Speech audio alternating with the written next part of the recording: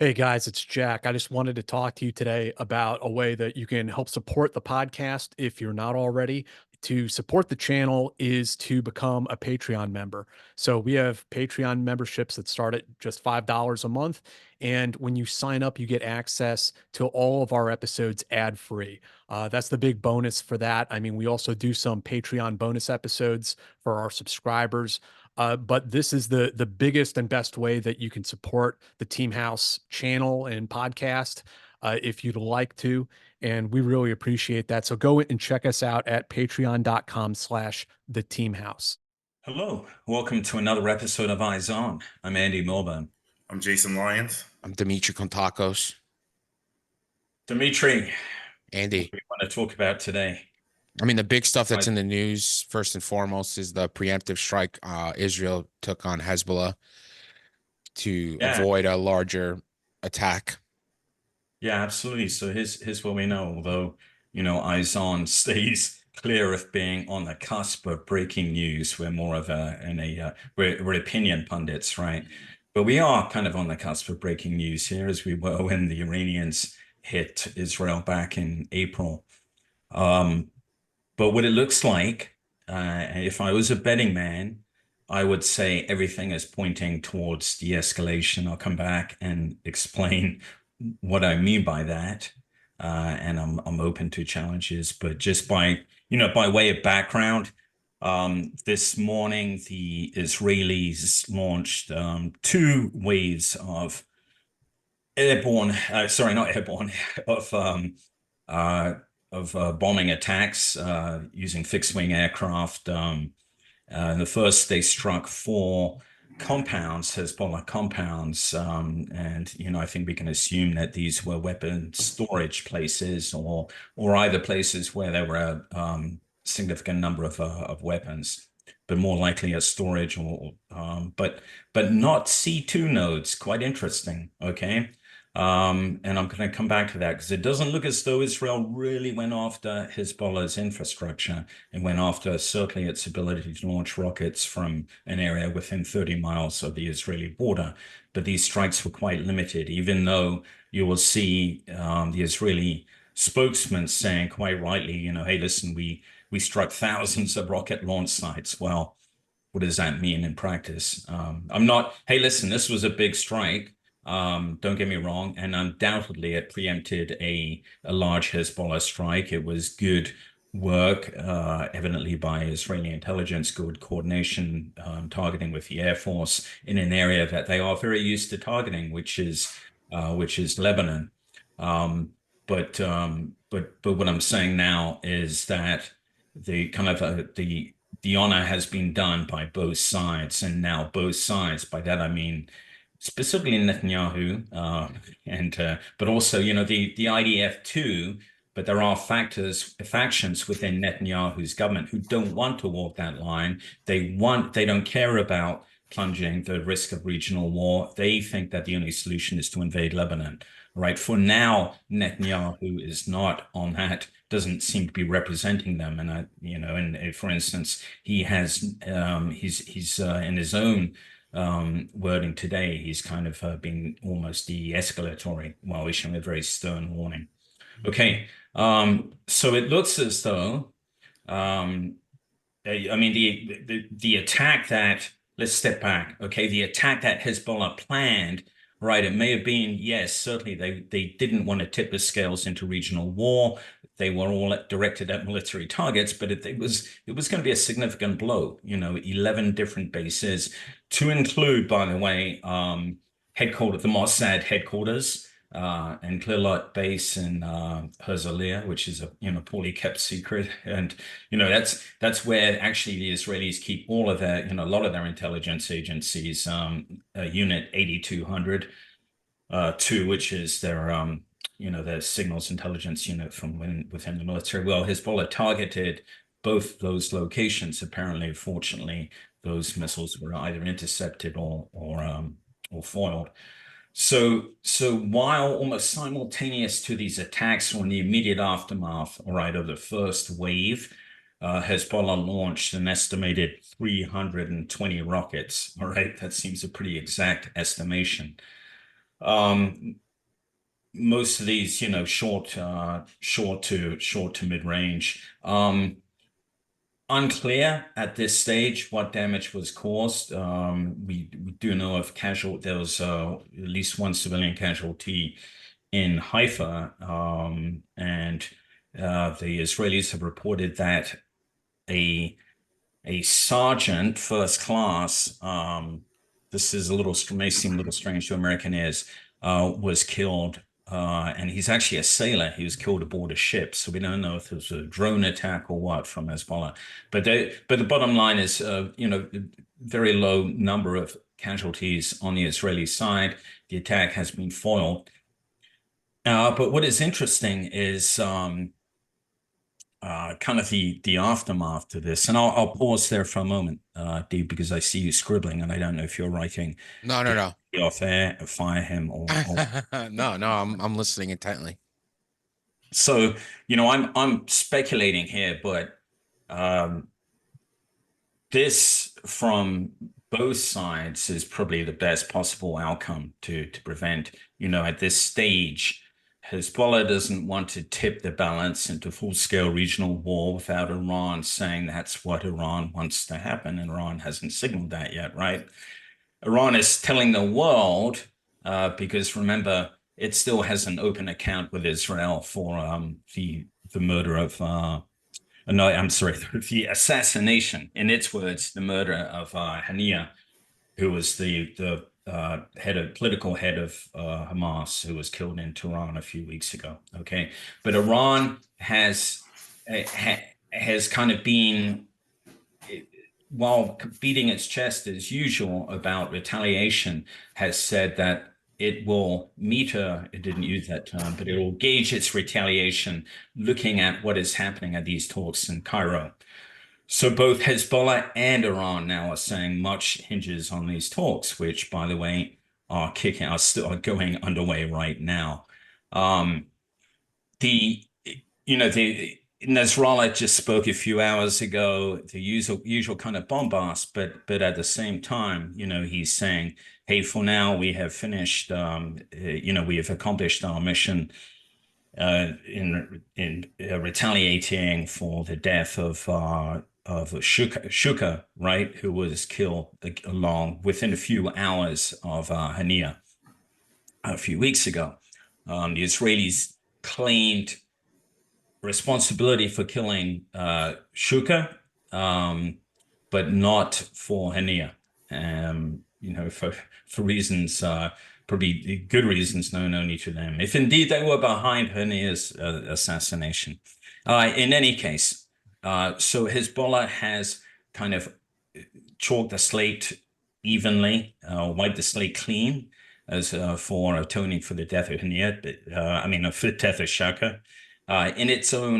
Perhaps in its own eyes, and for Israel's part, Gallant, who's their defense minister, told U.S. defense minister, within hours after the strike, that he and the Israeli government were very sensitive to de-escalating and avoiding regional war. All right, take that as you will, but that's what that is what the government is saying. I'll pause there for a moment. Andy, how much do you believe that the U.S. presence, heightened presence there in the last couple of weeks, has played a part in both the preemptive strike and the measured response from Hezbollah? For the first part, that's a really good question. If you mean, has U.S. presence there kind of emboldened the Israelis to take the strike? Yeah. I don't know. I'm speculating, but I would guess not. The Israelis, have a history of taking preemptive strikes, sometimes without even coordinating with the U.S. They kind of just rely on that. And I think, but the other part of that, though, there's one very important caveat. If we're talking just missile defensive capability, yeah, absolutely. I can't see that would have been a very tough decision for the Israelis to go ahead and take that, and not obviously, as we know, because of a threat from Hezbollah, but because of a threat from Iran, which is the real fear that everyone has. That's that's the real wild card there. But yeah, that's a great question. But for now, things seem to be, relatively quiet. However, on the Israeli side, there are considerable internal tensions, right? I mean, as I've said, for the time being, Netanyahu seems to be planting his feet in the camp of those who want to, who don't want to, who want to perhaps avoid going to war now in Lebanon. Note, I say now because there are certainly a higher percentage of Israelis, and it isn't just on the right, who think that war is inevitable, but maybe not now, not while Gaza is kind of still continuing. All right. And the reason why there is a strong impetus within Israel to do that is simply because, and estimates vary, but somewhere between 40 and 70,000 Israelis are still displaced. They can no longer live near the border because of the threat of missile, rocket, and missile attack. And so the Israelis see that as a violation. Many Israelis, perhaps most, see that as a violation of their sovereignty as is. I mean, they can't live in their own country. I'm paraphrasing what they're saying. So they are already at war with Hezbollah, and Hezbollah would, of course, say they're already at war with Israel. It's, I mean, this is more than, but both sides are aware of the rules of the game. We talked about this, and in the aftermath of a strike that had just happened, and I don't know this firsthand, but in the aftermath, there is a direct line of communication between Israeli IDF intelligence and Hezbollah, as strange as that may seem, to kind of to put in context things that have happened. That sounds crazy, right? It sounds like a kid's game. Hey, dude, here's why we took 3 pieces off your game board, because you did this. But notice we've let your city alone. I mean, but it is kind of that. It's saying, here's why we did this, just so you know, but we haven't struck Beirut. We haven't struck the Bekaa Valley. All right. We could anytime we want, and we could destroy your infrastructure, but we didn't, because we want to avoid escalation. We suggest that you do the same. And for Nasrallah's part, as I've said, he's going to win some face by claiming more damage than those 320 rockets caused. But at the same time, he is going to, by saying that, he's going to say, okay, for the time being, we're done. And he's going to put the responsibility on Iran publicly to make the next move. There's one wild card here, and that is the Houthis, obviously, who, I mean, I say obviously because, of course, the Houthis, right, who have entered stage left, saying that, hey, by the way, they're going to strike Israel again. And whether they do, whether what happens and whether Israel responds really depends, if you look at this, on where in Israel adversaries strike. Okay, this may be a code. Obviously, I'm sure I'm not the only one who's noticed this. But if you hit Tel Aviv, there's going to be a response, right? If you stay clear of Tel Aviv and only hit military targets, there's still going to be a response, but it's going to be far less. And in the Houthis' case, there may be no response at all. I'll give you an example, right? I mean, the Houthis flew more than one drone into Eilat, right? Causing casualties. But it took them flying one into Tel Aviv, into the capital, and killing someone for the Israelis to go and bomb Hodeidah. But why is that important? Because Hezbollah understands that that's part of the game. And you'll notice that none of these missiles targeted civilian infrastructure in Tel Aviv. The nearest targets were, as I mentioned, the Lilot base in Herzliya, which is a very nice part of Herzliya, I suppose. That's a downside, though, of living there, is you're so close to so much of Israel's intelligence infrastructure. They've got to live well, these intel guys.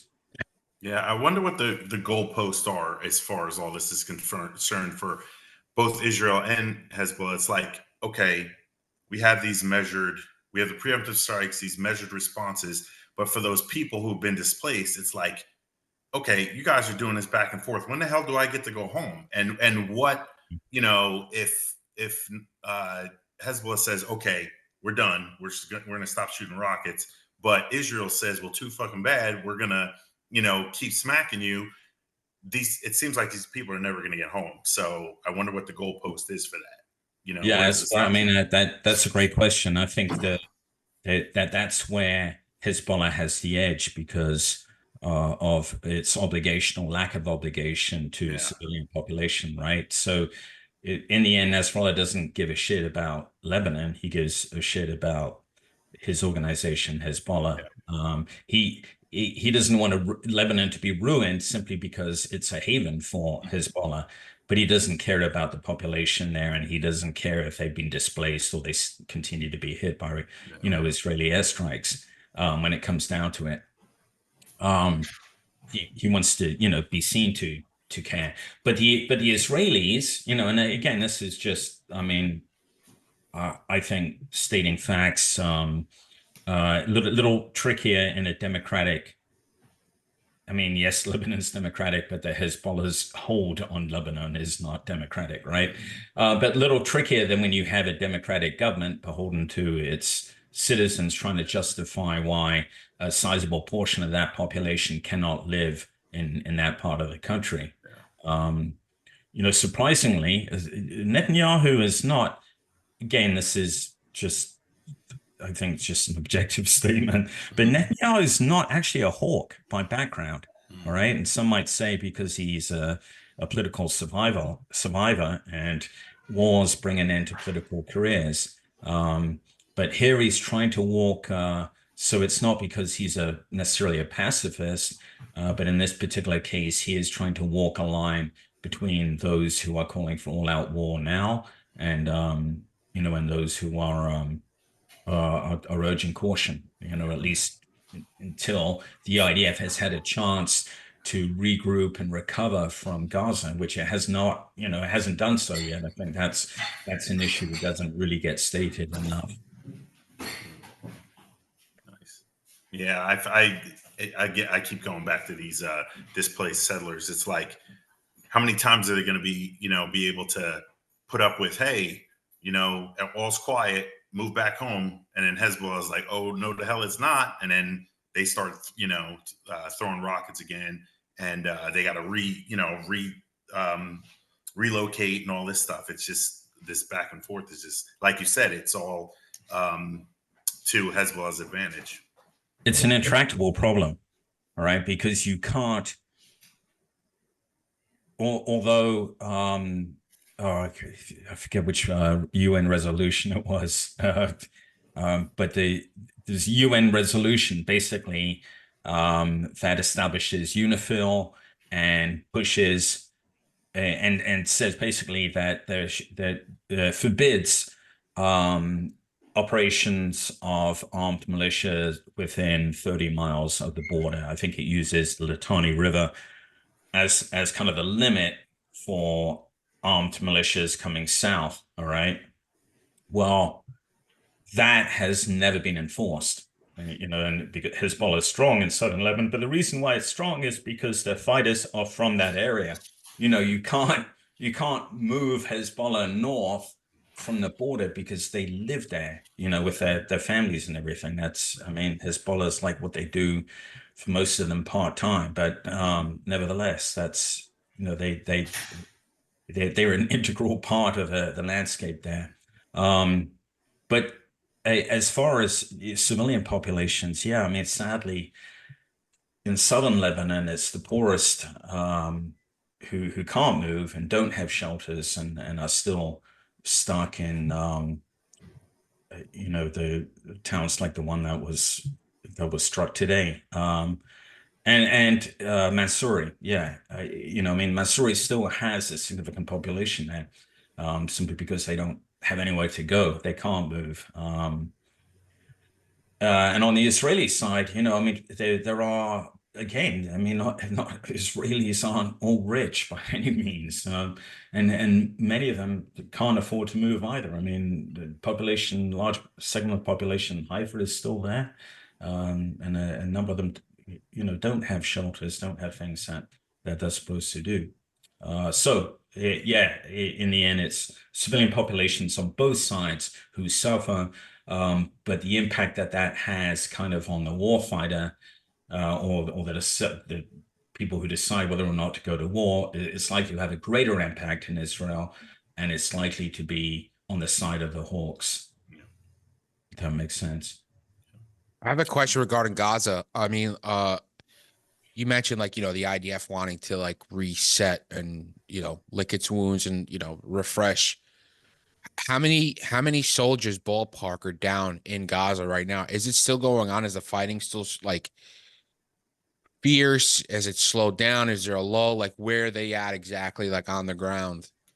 Yeah, so they've got roughly, it's difficult to tell because they've got I believe 2 division headquarters, but it looks like only kind of a brigade reinforced either around or in Gaza. And you can quibble with that. You go back and forth where who's within or not.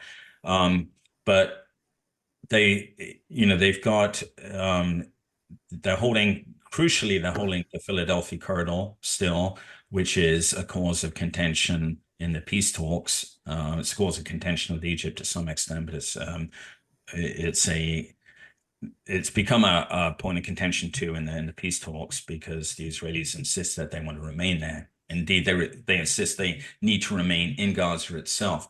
Right now, as I've said, they've got brigades poised outside. They've got a brigade plus in the north, in the northern part, and then one that's just within kind of the city boundaries, midway.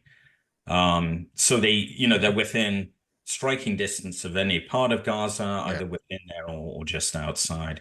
What sort of fighting? Very, very little ground fighting, is taking place at all, certainly in the last, few days. The Israelis continued strikes, but it's, as far as fighting, no, it's been quiet. But nevertheless, I mean, Gaza, a campaign that has gone on now for 10 months, right, has drained the IDF.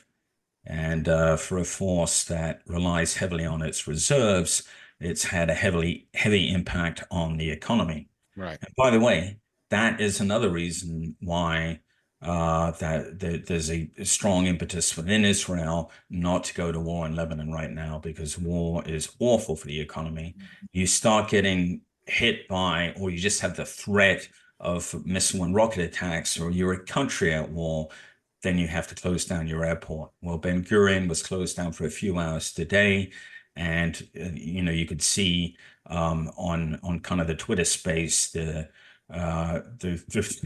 frantic calls for it to be open, and that's just a few hours. So it's there's a lot of factors here at play, but they all kind of line up behind these attacks today being pointing towards de-escalation.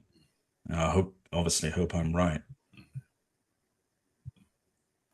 I won't say I won't venture statistically on that, but yeah. So the attack today was basically, they were staging right for a larger missile and rocket attack on Israel. Yeah, and Israel hit them. Yeah. Just the fact that Israel was able to see it, or just from their SIGINT or wherever, and be able to destroy it, that you think that'll deter them from trying to launch another large scale attack? Oh no. Is that the hope? No, I mean this certainly, I mean, we'll see how preemptive this was, and we have no way of telling how successful this attack was. But if we take the IDF at its word, then yeah, this was really good intel. But I'm not. But a couple of things.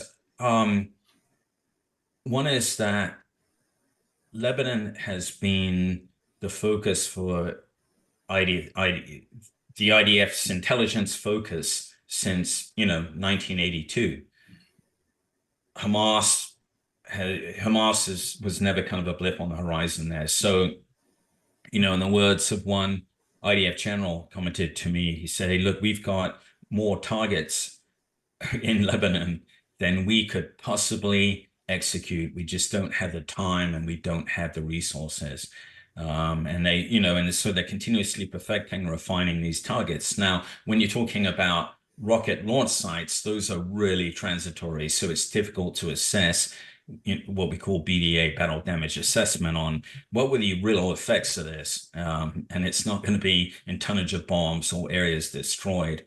It's really hard to tell what the preemptive effect is, except, in kind of, interestingly enough, I think in the fact that Hezbollah was unable to launch a concerted counterattack. Okay, number one, if it had missiles at hand that had survived, then it certainly would have done so.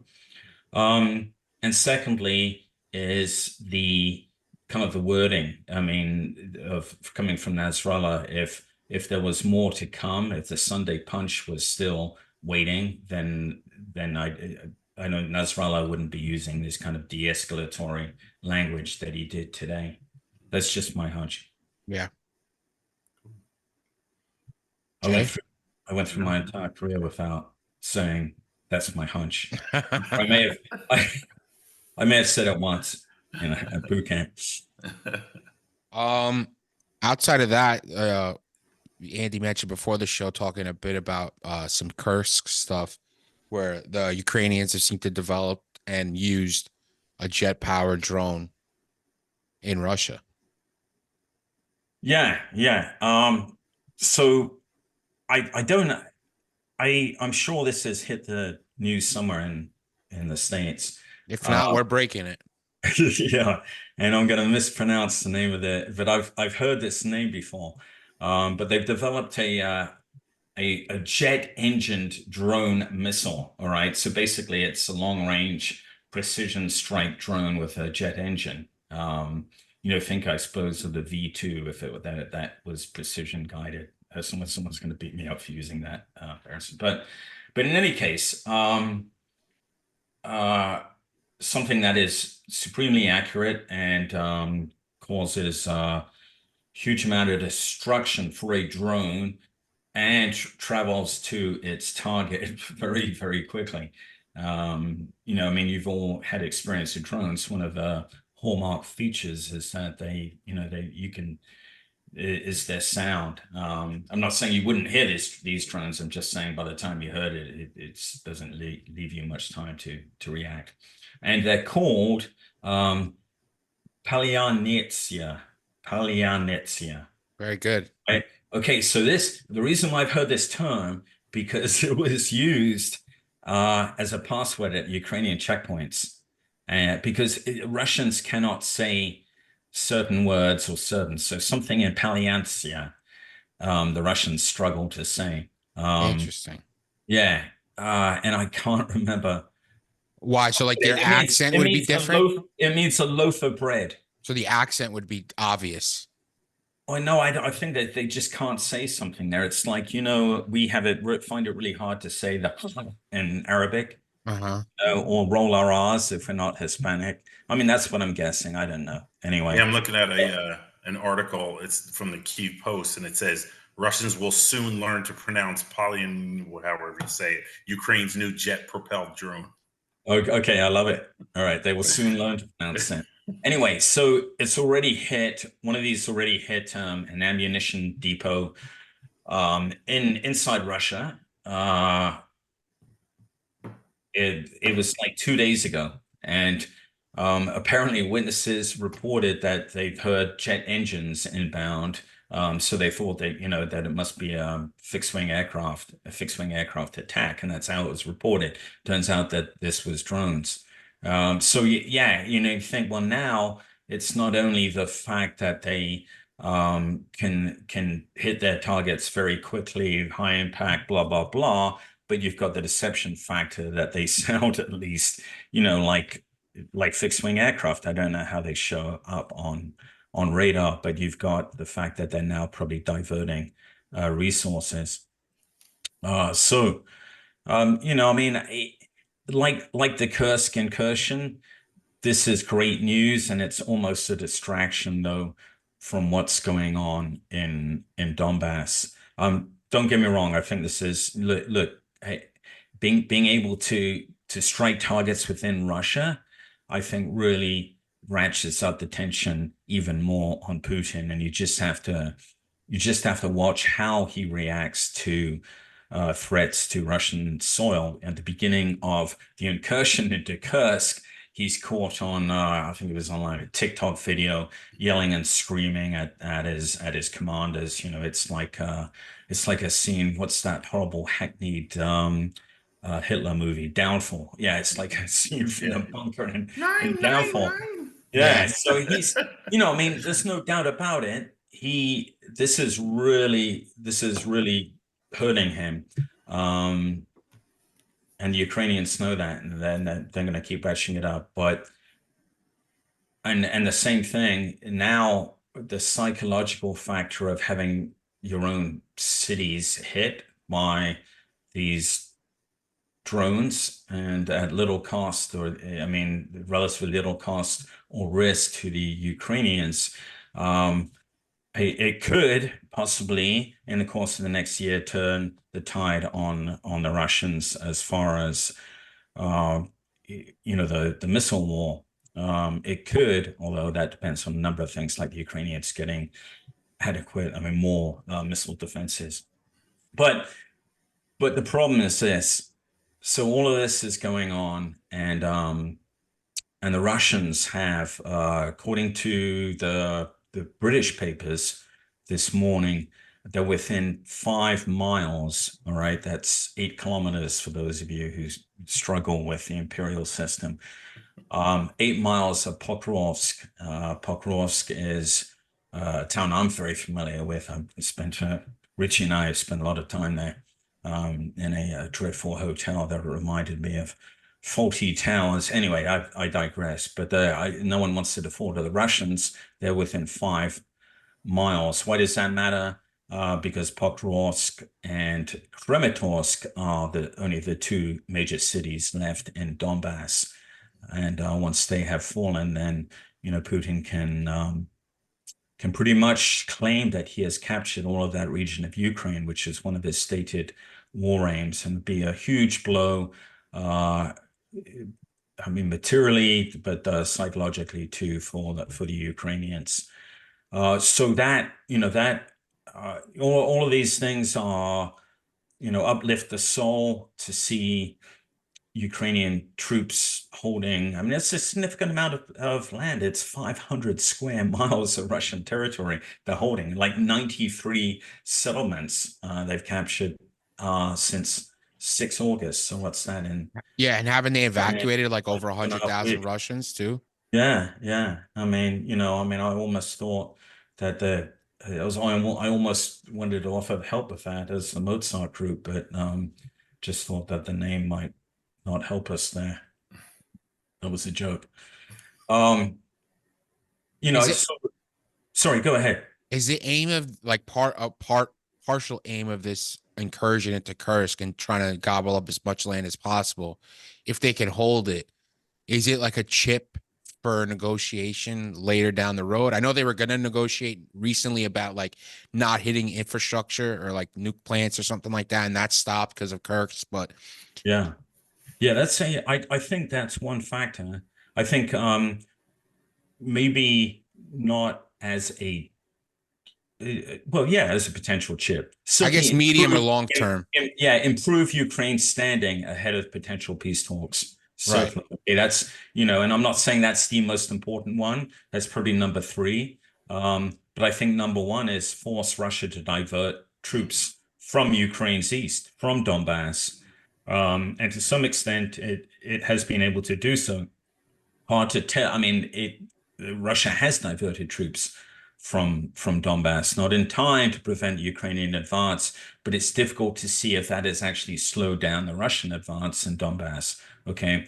Nevertheless, yeah, it's certain. I think it's certain to have slowed down, and thus reduced the Russian threat to Pokrovsk, which I just mentioned. All right, so that makes sense. And secondly, is kind of change Ukraine's narrative of battlefield defeat, which has kind of been hanging over it since the offensive of last summer failed. Petered out is a better way to put it in the fall of last year, right? And Ukraine needs a story of resilience, more than resilience, a win. In the same way, remember that the stories of Ukrainian soldiers, civilians fighting off Russian tank columns north of Kiev in the opening days of the war inspired the world. I think in the same way, that's what the Ukrainians are looking for. And it's more than feel good. The Zelensky took, yesterday was Ukrainian Independence Day. Independence Day, right? So Zelensky on Ukrainian Independence Day, to some people's surprise in the West, reiterated the fact that that Ukraine would not settle while the Russians held, any part of Ukraine. And to that point, there had been some speculation that he might start ceding or talking about ceding some of the 4 regions currently occupied by Moscow in exchange for peace. But absolutely the opposite of that. There's a message of defiance on that day. So along with that message comes this incursion to Kursk, and now the ability to hit Russian cities, Russian infrastructure, probably not at scale yet, but if the Ukrainians have developed, Ukrainians being who they are, I'm sure will innovate so that they are producing these things at scale. Is that enough to change the tide of the war? I don't know. Probably not. Other factors will come into play. But in the end, I am optimistic. I think that hard times are not over. Far from it. Ukraine's facing a manpower crunch, which is something I wrote about a year ago. But it's really hitting them hard now. And, they're trying to chase down the 600,000 or so men who eligible for military age who supposedly left the country. They're working on ways to compel them to return, and they're also widening the age, increasing the age, or widening the age for conscription. Their ability to get these guys trained, equipped, in the line in time, their ability to get critical weapon systems in their hands in sufficient quantity to prevent the Russians adapting. I'm talking air defense, but also long-range precision strike. I know there's a conversation with the UK now about Storm Shadow missiles. Ukraine is trying to prepare for the possibility that the US will no longer be able to support it after our coming election. So all of these things are unfolding in the background and undoubtedly had influence on, Zelensky's decision to launch this incursion into Russia. And on top of all that, and correct me if I'm wrong, the coming of winter will probably put a big damper on a lot of this, right? Yeah, the funny thing is, everyone predicts things in winter in Ukraine and Russia, and to include me. And it's really, I can't point to the fact that operations have slowed down much at all because of the weather there. I'm thinking for a moment, it's undoubtedly true that that Donbass becomes just this huge slush pit of mud. This is one of the reasons, by the way, that M1A1s are struggling there, failing there. It's very interesting. It's because while the Russian made or the smaller, lighter European tanks are doing much better, because our tanks were made for they were made for the plains of Northern Europe, and then they've been combat tested in hard packed sand and tarmac, but they haven't had to go to war in a place like the Donbass in Ukraine, which is literally, I mean, it's like a roller coaster of mud pits. It's like one of those. It looks like the course of a mud run, wherever you're driving. It's hard to get through at the best of times. So so the M1A1 failed there. And the Ukrainians are very reliant on the, I don't know, I've heard the Leopard is performing much better, but also on, their own legacy Soviet model tanks. I think the British Challenger 2, the Challenger 2. Anyway, I have a question. What's that? Yeah. Like, so some of the weapon systems that Ukraine's gotten from the West, are they range-wise able to like at least even threaten Moscow from Kursk, or no? Or are they allowed to do it? Like, will the US and NATO overall be like, yeah, it's okay, you could shoot our weapons as deep into Russia as possible? Because there was a bit about in Politico where the US didn't want that to happen because they're looking to reset relations with Moscow, with Russia, which is wild to me. Like, I don't know how you don't the only way you reset relations is if Putin's gone. So so the Ukrainians have shown that they can already range Moscow with drones at least. And I'd have to, so one of our listeners can probably correct me, but I believe that the Storm Shadow is would enable them to strike Moscow, right? So, but regardless, with unmanned systems, they can already do so, and they've already done so. I think your question pertains to NATO manufactured weapons. Right now, there's a prohibition on those being used within Russia. Although the US administration just in retrospect waived that requirement for the Stryker vehicle, which is sitting on Russian soil right now, vicinity of Kursk. Yeah. So after those pictures emerged, we got that waiver came out pretty quickly. Armored personnel carriers, that's not a problem, but we didn't envision that. Yeah.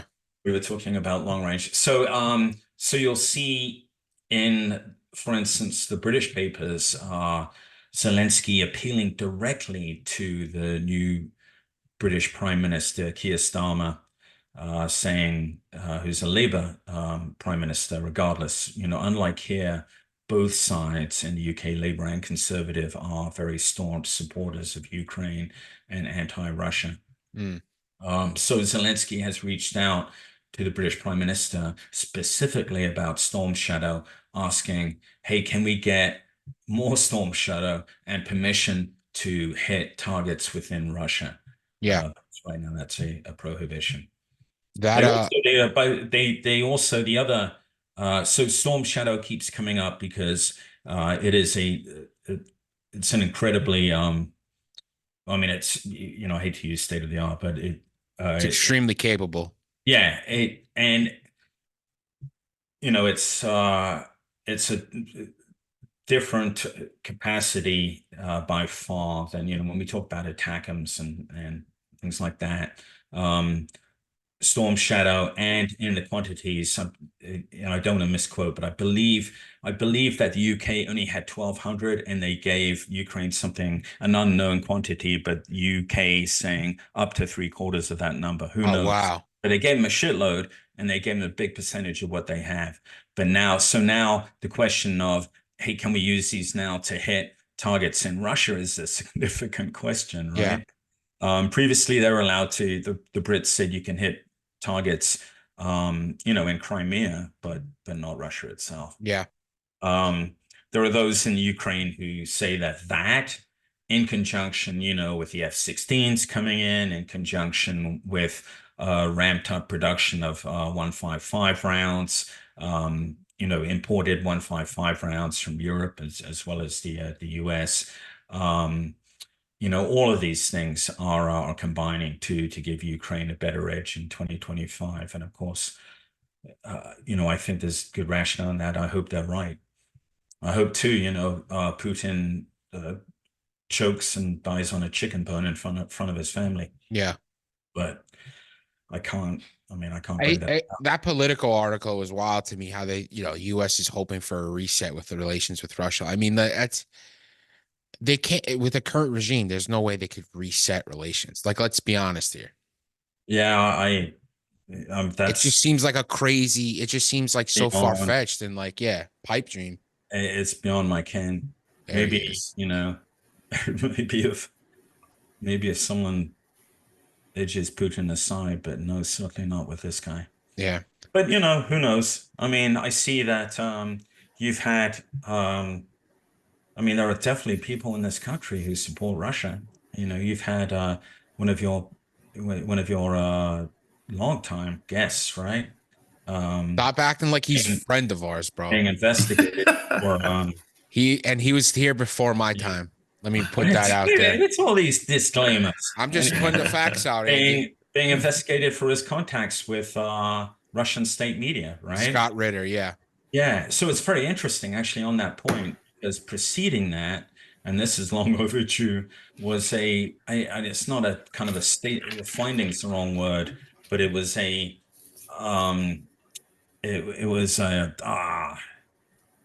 was a U.S. government, official statement saying that Russian media services, and it singled out RT, were arms of the Russian government, or were arms of the Russian intelligence service, right?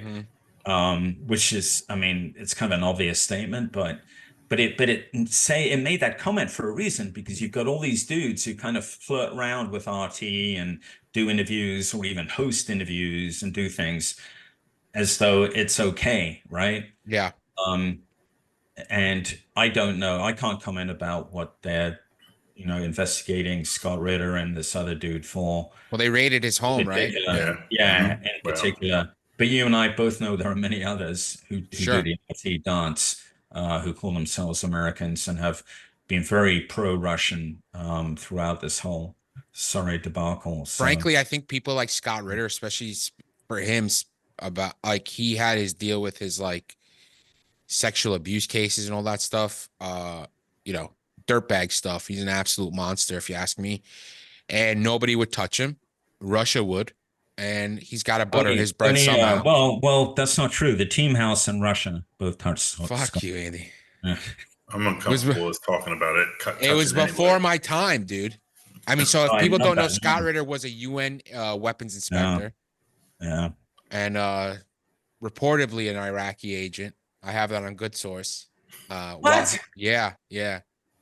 I've heard that. I'll say what the CIA guys tell me. I think it was reported in the press. He can't be. It was not me. It was not Jason. He can't be an Iraqi and a Russian agent. Well, during the Iraq War, and a pedophile. It's a trifecta. If you have that on your and a Marine officer.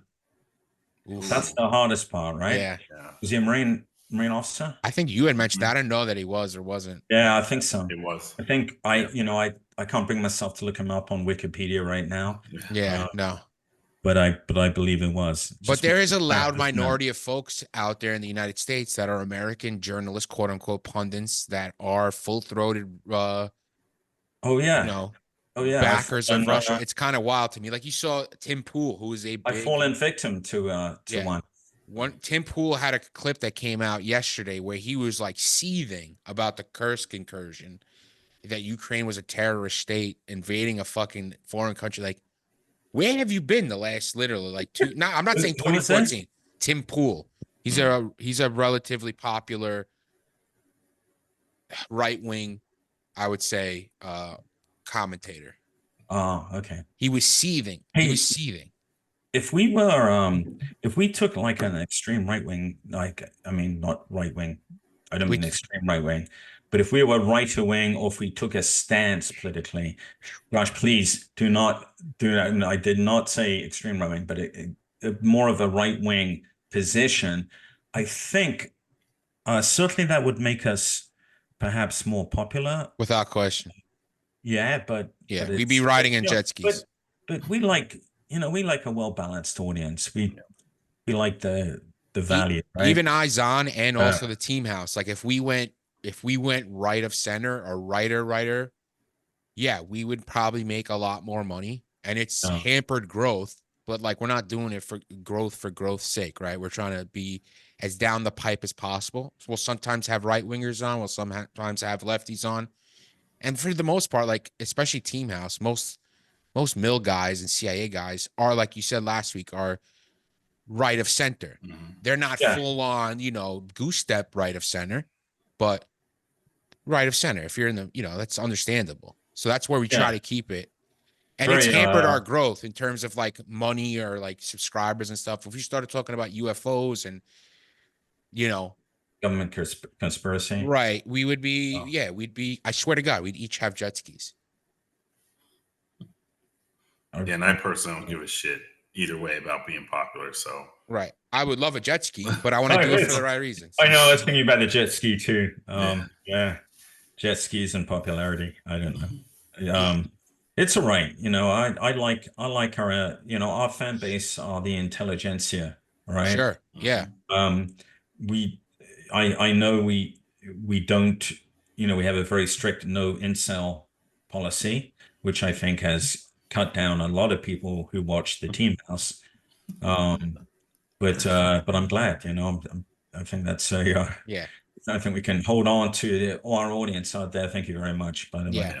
We do appreciate it always, the support. Andy Milburn, what do we got cooking? What do we have? A Substack article you put out. Check out his Substack. It's down in the description. Oh yeah, please do read it. Yeah, it was a great article inside of what went down, and there's a bit more. There's insight also in his last episode on the Team House, so check that out as well. Worst period of my life, scariest, and it had nothing to do with combat. It's gnarly. Yeah. Enough about me. All right. What else we got? Jason has no Instagram or Twitter. Nope. I have Instagram. I know, but you'd want it out. You want it out there? Okay. Y'all leave me alone. Patreon.com/the Team House. Very important. If you're enjoying, if you're enjoying the show, that's the best place to support. It's patreon.com/Team House. The link is in the description. Don't forget to like. Don't forget to subscribe. That's also important. If you can't afford the Patreon, no worries. Like, subscribe, share it. Tell your friend. Tell your mother. Tell whoever. Honestly, will listen. And I appreciate it. Thank you, guys. I am pushing for us to do another, like Andy's Israeli live broadcast, but not in that sense of urgency. I'd like to do something on location somewhere, just all together, or like somewhere in like a war zone. But, I mean, it can be a war zone. I'm good on that. You know what I mean? Yeah. I'm okay. All right. Well, but I'm down to do. Let's when the next episode is going to come from. Yeah. So let's think about sometime in the fall doing something live all together. Yeah. That sounds cool. Okay. Should we wrap up? Yeah. All right. Thanks, guys. Before we commit ourselves to some, no, it's good. You got to tease it. Like, oh my God, they're going tomorrow, right? Okay. Everyone. Thanks, everybody. Okay, thanks very much, everyone. See you next week.